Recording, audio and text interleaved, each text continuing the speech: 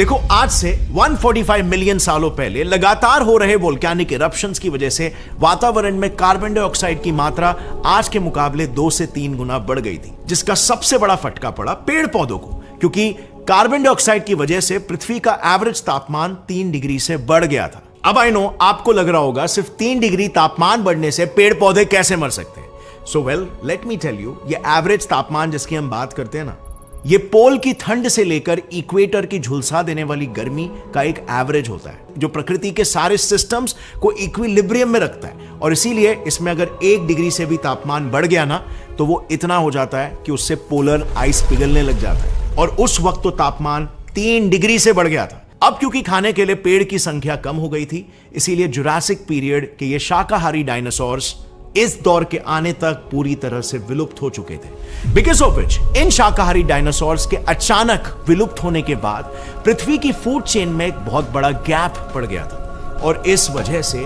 पेड़ पौधों को फिर से पृथ्वी पर फैलने का मौका मिल गया। पर यू सी, पेड़ पौधे जो है वो फूड चेन में सबसे प्राइमरी सोर्स ऑफ एनर्जी होते हैं।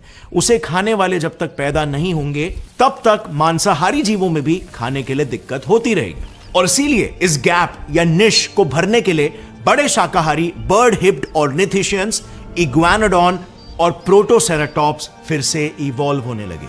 अब इन डायनासोर्स ने कदम रखते ही बड़े ही चालाकी से पृथ्वी के गर्म वातावरण में जिंदा रहने के लिए एक वेरी इंपॉर्टेंट एडेप्टेशन लिया, कॉल्ड थर्मोरेगुलेशन। इसमें स्पेसिफिकली उन्होंने अपने फेस को रीडिजाइन किया और जबड़े के जगह पर चोंच इवॉल्व की, ताकि वो उनकी मदद से अपने आसपास के तापमान के हिसाब से हीट को एब्जॉर्ब या एमिट कर सके। बेसिकली चोंच में बहुत सारे ब्लड वेसल्स होते हैं, जिसे सिकुड़कर जीव अपने बॉडी को गर्म रखते हैं और उसे फैलाकर बॉडी को ठंडा करते हैं। एंड इसी के वजह से वो अपनी बॉडी की हीट को रेगुलेट करके बढ़ती गर्मी में भी सर्वाइव करने लगे। अब जहां पर एक तरफ ये हो रहा था, वहीं पर इन बड़े शाकाहारी जीवों के पैरों तले अंडा देने वाले मैमैलियोफॉर्म्स भी कुछ अनोखे बदलाव दिखा रहे थे।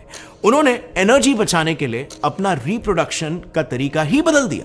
जहां पर पहले वो अंडा दिया करते थे, वहीं उन्होंने अपने शरीर के अंदर बच्चा डेवलप करना शुरू कर दिया, क्योंकि उस वक्त ना के बराबर खाना था।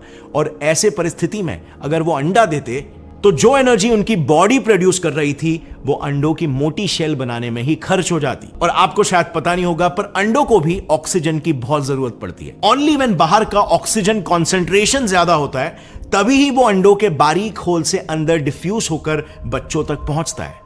But like I said before, उस वक्त ऑक्सीजन की मात्रा काफी कम थी, सो ये पॉसिबल ही नहीं था। और इसीलिए बच्चों को शरीर में पैदा करना और उसे अम्बिलिकल कॉर्ड के जरिए ऑक्सीजन पहुंचाना was the most efficient survival tactic in that age for mammaliaforms. पर देखो, इस सर्वाइवल टैक्टिक के भी कुछ अपने फ्लॉज थे। अगर आपको एक जान अपने अंदर डेवलप करना है, तो आप जो खा रहे हो वो अनफॉर्चुनेटली 2 जीवों में बढ़ रहा है, यानी किसी को तो कॉम्प्रोमाइज करना पड़ेगा। पर सवाल है कौन करेगा। आप सोचोगे कि ऑब्वियसली मां करेगी, बट नोप, मां नहीं, बच्चा करेगा। क्योंकि अगर मां ने कॉम्प्रोमाइज किया और वो शिकार बन गई, तो मां और बच्चा दोनों मरेंगे। और इसीलिए मैमैलियोफॉर्म्स ने एक इंटरेस्टिंग एडेप्टेशन किया।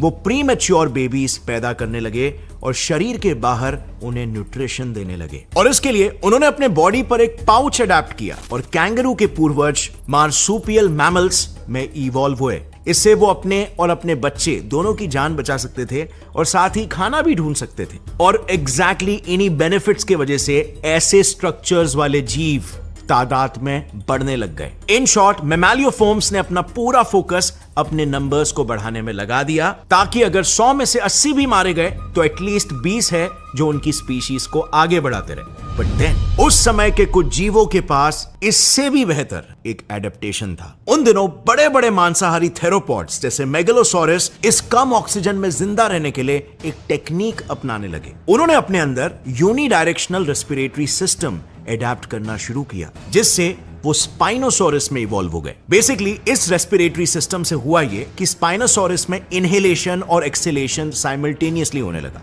क्योंकि नॉर्मली लंग्स पूरी तरह से अपने फंक्शनिंग के लिए बाहर के ऑक्सीजन कॉन्सेंट्रेशन पर डिपेंड करता है।